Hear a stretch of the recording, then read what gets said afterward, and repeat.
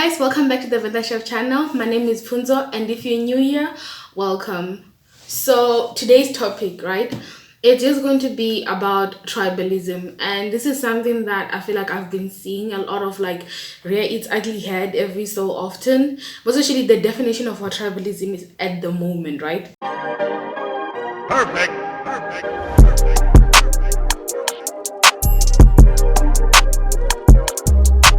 The definition of tribalism, according to the Merriam-Webster.com site, right, is so tribalism, right? The first definition is it's a tribal consciousness and loyalty, especially exaltation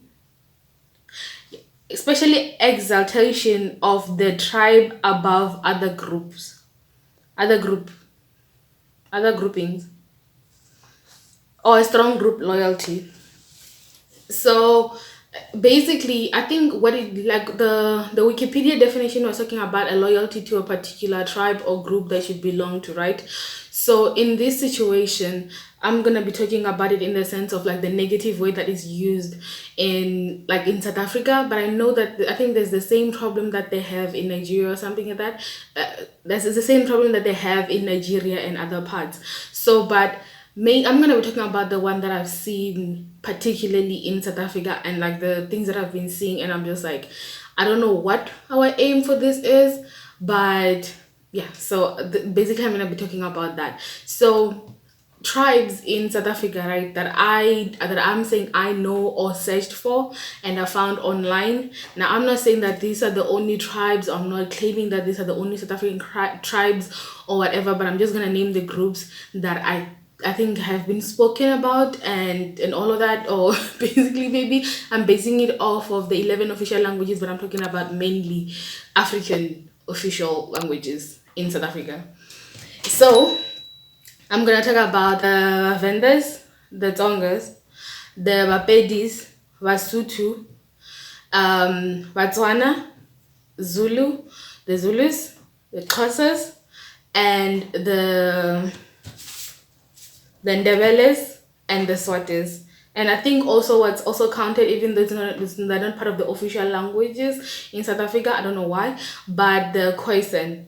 And I think it was the two different groups in the beginning, which was the Khoikhoi and the San people. So I'm gonna be talking about those. Now I know when it comes to even the Khoisan people, they are so marginalized and the number is so low as well. And in a lot of things, it seems like they're not really recognized in South Africa. I might be wrong, but it does not seem like they're really counted in most places. So I'm just gonna be talking about those particular tribes. I'm sure somebody's gonna educate me on a lot more or something like that, which I'm more than open to. If you have any other tribes or any way that you define it, you can leave it down in the comment section, no problem. So basically what I was gonna talk about, like what really kind of sparked this for me, right, was kind of like a conversation I had with my brother, plus what was going on Twitter yesterday on the 18th. And of course this has come up more than once on more than one occasion, especially on social media, about like tribes going against each other, or tribes I don't know, this whole tribalism thing rearing its ugly head like ever so often, like in different places, right? So what I just wanted to just talk about was just because I think for me, when I think of when the apartheid era happened, right? Like, I'm not even talking about just colonization or anything like that, but when the apartheid era happened, right, and the segregation thing happened, what they wanted was to divide. Of course, first and foremost, they divided the black people from the black people, colored people, Indian people. Okay, so their whole thing was to separate the Europeans and non-Europeans into different groups. Then when you go into those groups again, they divide the groups into different tribes and put them in different regions, right? Of course, there were already groups living in different regions, but there were also, mind you, before the whole thing happened, there was also trading amongst these groups. And then there was also a relationship. Yes, there was also conquering, which happens in many places, right? But probably that would have happened, or something else might have happened. I'm not quite sure. So for instance, when I think of the Venda tribe on its own, right? So for it to become like the Venda tribe, the first people I think that were here were the Bangonas, right? I might be wrong. Please correct me if I'm being wrong. But there was a tribe which was here on the northern side of South Africa, right? That were the Bangonas, right? They had their own particular language, they had their own particular ways of doing things, right? And then from there, what happened was there was a tribe of the Bavenda tribe that came from another region that came in, conquered that tribe. Then within that, it formed the what Bavenda people are now, which is the different groups. You can find this, of course, on Wikipedia if you want to, or other places.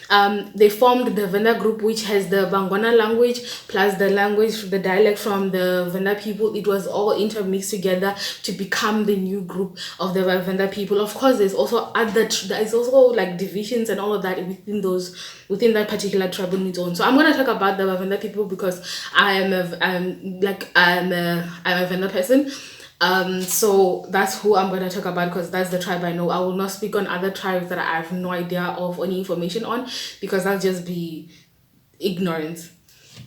So, but basically, what I'm saying is, like tribes change through time, through different things and things being conquered and all of those things, right? Fine, that's good and all right. So we had the whole segregation thing happening, and then now we are at this point where we are.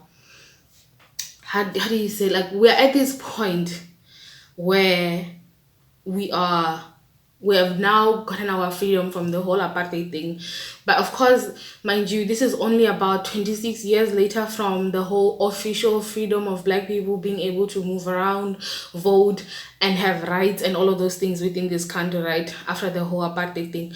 So now from all of that, right, were coming together. There was supposed to be Ubuntu and all of those things, and us kind of working together so that we can make South Africa great. Wow, okay, not those words.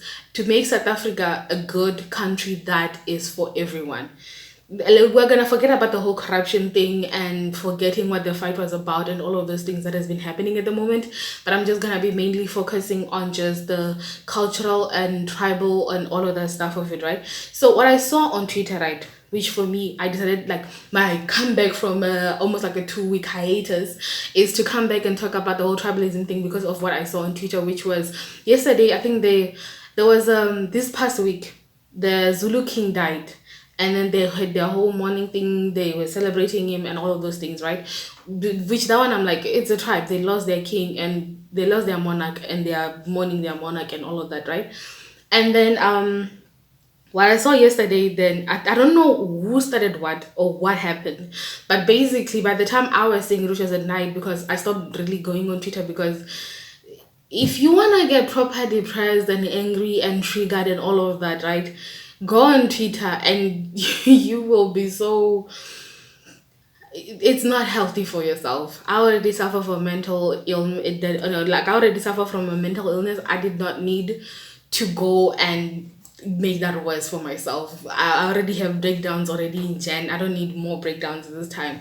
So, but what I saw was it was it was attacks saying that the Bapedi people did not have a culture, saying that they did not represent their people. Then somebody else decided to now lump in the Bapedi, Bavenda, and the Tsonga people into one category of we are lost people or something, and that we don't know our cultures. And then, because my thing is, right, the Zulu people lost their king, right? And they were celebrating their king, and they celebrate their cultures in different forms, in different ways, right?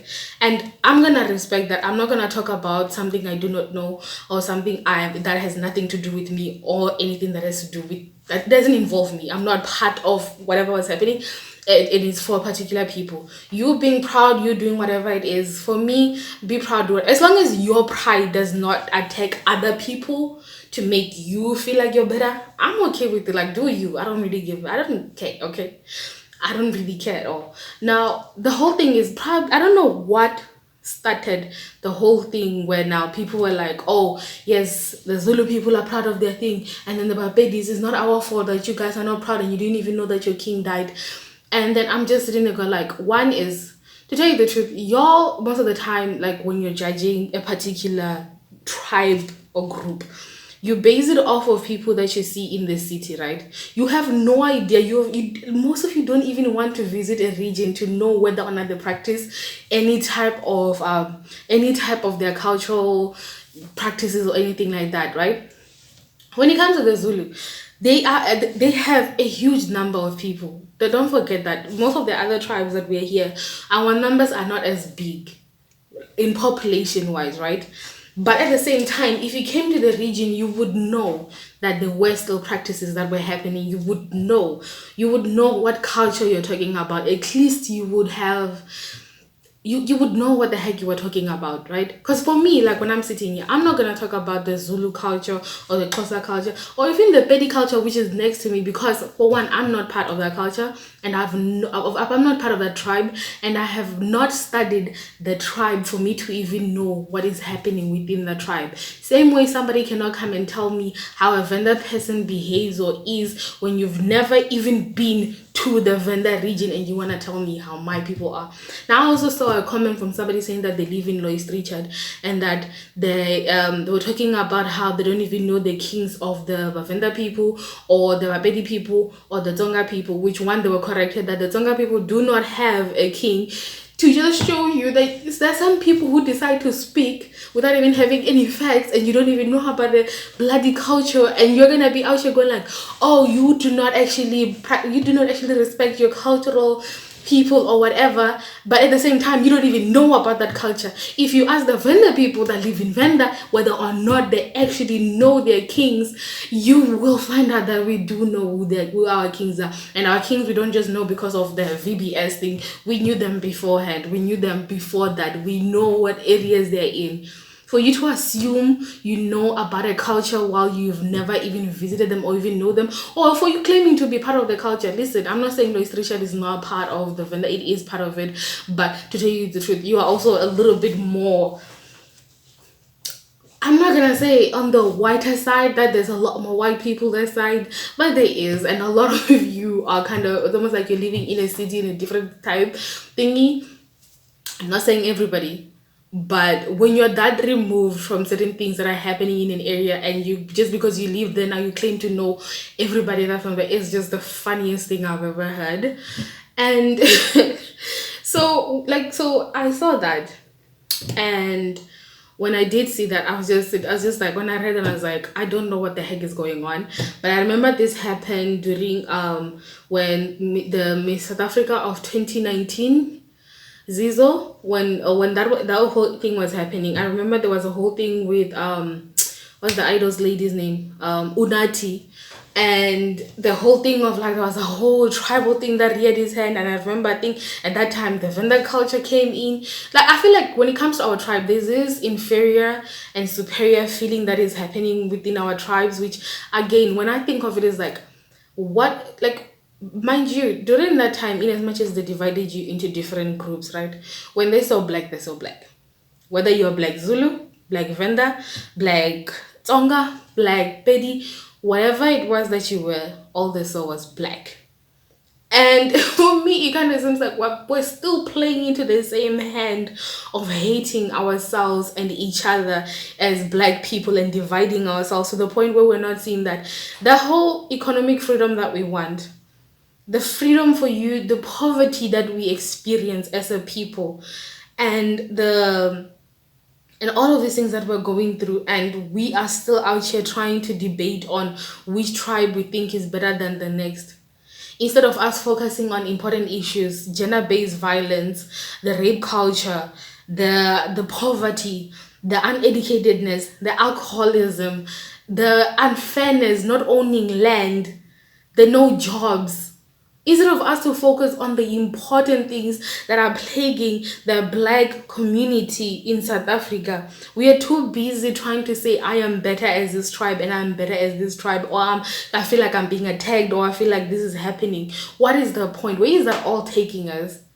How is that helping us as the black people? How is this pushing anything for us to be better? We are so busy fighting for who is better when it comes to the small things, forgetting that we still have so much poverty that's plaguing us in this country. We are forgetting the important things. Listen, I might not agree on everything that the EFF says, but see, when the whole we know what is the best feeling and the best freedom in the world is being able to be financially free, meaning that you are able to buy whatever you need and want. You are able to live. We have less of us living on the streets. We have more of us uplifting each other. Now, us dividing ourselves based on tribalism, how is this going to move us into a place where black people have wealth?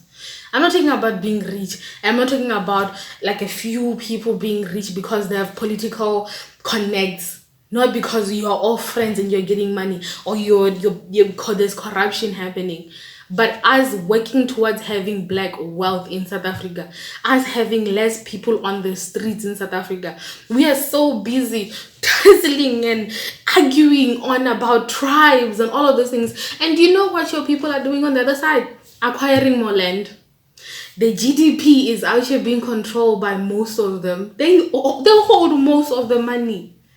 They have most of the money because they control a lot of our resources, the ones that we've not sold to the outside.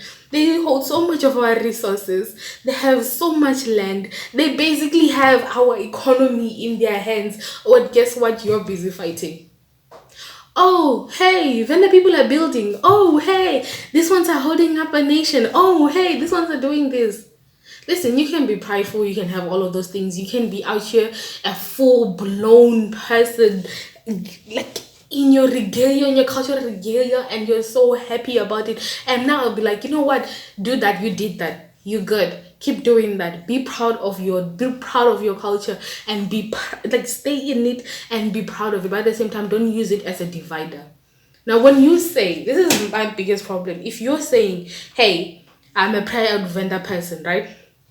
I love my culture. I love their practices. I love their attire. I love the language. I love everything about it.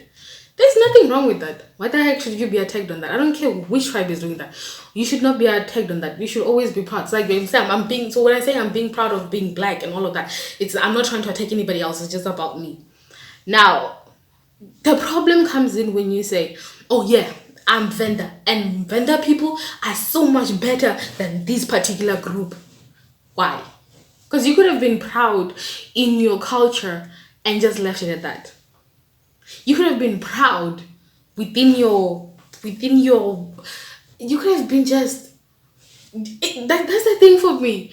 Like, I can't even find words to say it. Like, you can be proud of who and where you come from and what you come from and what you have to offer without you having to put somebody else down or another tribe down. Having pride in your tribe is not bad. That's actually good. You shouldn't lose who you are. That's who you are. That's a small percentage of who you are, but it's also who you are. But don't put somebody else down to make yourself feel good. I think that thing has been said in a lot of different situations of, even if it's at work or something, for you to succeed, you do not have to pull somebody else down. It's the same thing. For your tribe to be respected, for your tribe to be recognized, you do not have to put another tribe down. I don't care which tribe it is, even if it's my own. When I see them doing crap and I'm just like, why are you doing that? What is the point of this? There is no point in you saying this. There is no point in you saying that one tribe is better than the next. Just calm down and let us work towards a goal that we want, which is more freedom and less poverty for our own. We want to live a good life. We want to have black wealth. It's not just black wealth, in fact. We just want to we want to be free. And most of it also comes with us also having the freedom, like money-wise, financially, so that you can live a good life. So that was just my 2 cents on it, and I'm sure somebody's gonna find something wrong with it, which is fine. This is also just an opinion, so this is not me going like, oh, this is just the right thing. I could be wrong, and if I am wrong in something, please, by all means, go off in the comment section. Tell me what you think. Tell me your opinion. Tell me what you think about this whole entire thing, because, like, for me, every time I see it, I feel so saddened by the fact that this divide is not doing anything for us.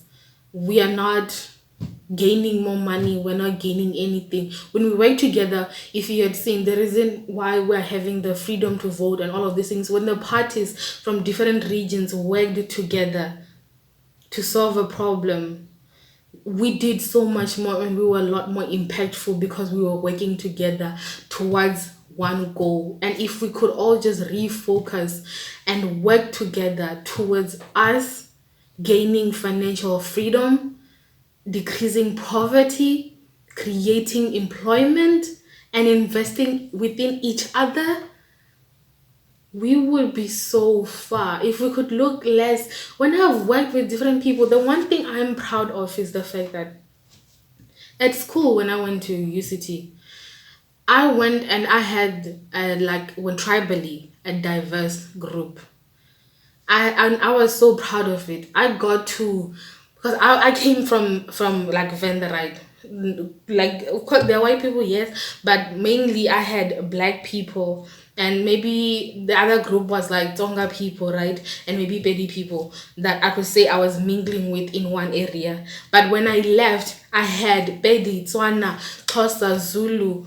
I had all of those people and other types and colored, and like it was like Indian, like you got perspective from different types of people. And like in that situation, I was just like, I gained more than I lost in just being with those friends. It opened my world to a lot more cultures and a lot more languages and a lot more and a lot more that had the world had to offer. It was just different, and I could experience other things if we could just be open that we should be. We have differences, yes, but it is not a bad thing. It's something that we can embrace, but we can embrace it together. Like Heritage Day is a day to show us that we can all coexist and also build each other no matter what tribe you're coming from. It doesn't have to be it doesn't have to be a thing of you having to put down another tribe for you all to feel good. And being proudful and showing your tribe is that one. I say continue doing it. Just don't put another tribe down. So, like, I think for me, that should be it. I think for me, another thing that maybe became a problem, especially when it came to certain tribes of the north and it came to in relations to politics, right? When I see something and what I've heard when people are talking is on this it's on this thing of it's on how do you say it's on this thing of like who fought for freedom or who was participating or who did apartheid affect when it came to tribes, ne? And sometimes when I've spoken to people, it sometimes comes off as people thinking that people in the north did not have any form of they were not being oppressed, as if we were free and living life la vida loca. It's as if we were living life with no oppression, or we were all just free to do everything. And today the truth that's not true. Mind you, remember farming. A lot of farming is this side, right? So a lot of land that was taken and a lot of land that we do not have and that is very nice for agriculture. Most of that land is still in the hands of white people, and it's still even till today it is still most of it in the land in the hands of white people. I know there's some black farmers of course now like that's growing, which is a good thing, but most of the land is still in the hands of white people. And that was from apartheid. And then there's an area from like where I live that's called white area because white people stayed there. There is still an area. There was a like resort called Chipisa Chamakua, which is it's that name for white people, and then there was an area for the black people. And then you've course even to today, there are still areas that are very they're not the most welcoming areas you're gonna find in this place. You still have people with the same mentality of kind of like looking at you like black people are still below and white people are better still. Where I grew up, I grew up in a tea estate, right? For about 8 years of my life or so. And when I grew up there, you had where management was, because my dad was part of management, right? Where management was, it was down here, right? But there was other management. The white management lived like above in areas that were kind of better than what they were for black people. I remember my mom also telling me about bombs that went off in areas that she lived in, and they had to run, and it was next to the school, and they had to run. And the school also, there were police or army that used to come there just to make sure things are in order for black kids, that they were treated like that. Also, I had a teacher who lost an eye because of the same thing of them coming to school and beating them and all of that. So this, I'm saying all of this, right? Because it kind of seem like it's out of point. I'm saying that all of these were we were part of the struggle. We were all oppressed, and we all went through really bad things, and we all came together as different tribes of people. I'm sure there's other tribes, there's other people. But all I'm saying is, when we work together towards a common goal and we know the way forward, we do so much than when we are divided and everybody is out here working towards different things. But when we come together and we work towards something, listen, the ANC has not been doing great for us. They have not been looking after us. They've been too self-absorbed to realize that everything in most black communities is not great. Actually, it's not just here. Even in the cities, things are not working well. Government departments are not great. And nobody checks on it. So my thing is, the ANC sometimes kind of seems lost, and I don't know if they're not quite sure what their power or what they do. And so guys, I don't know how long this is going to be, but even if it's long, I'm gonna leave it like that. I'm gonna make sure that the whole thing is in there just for me to express my opinion. And again, this is just an opinion, of course. You can leave your own opinions down there, or you can tell me or correct me on something that I said that was wrong. If it had something to do with tribes or anything like that, I welcome criticism. Constructive criticism is always welcomed. You can put it down there or below, and I will definitely listen and look into it and also educate myself. And if there's something that I need to come back and correct, I will definitely do it.